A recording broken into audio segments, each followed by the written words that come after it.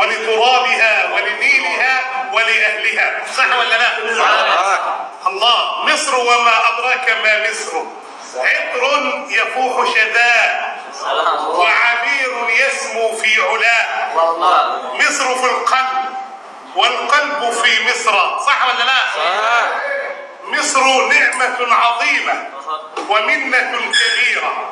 مصر أرض الأولياء وأرض الصالحين وأرض الأنبياء.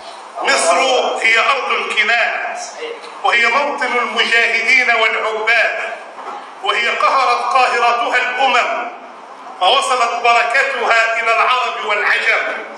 مصر وما أدراك ما مصر، هي الأرض التي تجلى عليها ربنا على جبل سيناء وكلم موسى تكليما. مصر وما أدراك ما مصر، هي البلد التي لجأ إليها إبراهيم عليه السلام من ظلم أهله. مصر وما أدراك ما مصر، هي الدولة التي أوصى النبي بها خيرا.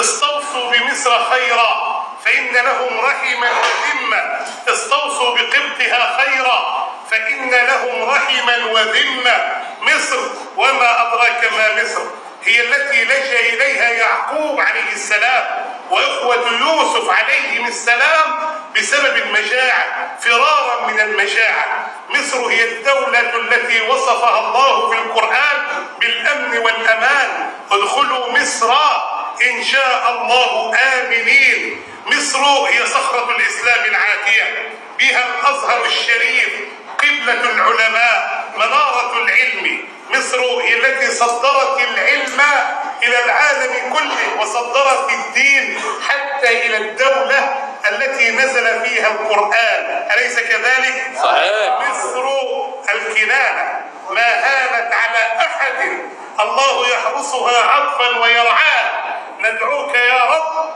أن تحمي مرابعها، فالشمس عين لها والليل نجواها. مش رايك بمصر الصراحه؟ مصر شهادتي عن مصر مجروحة يا ولاد.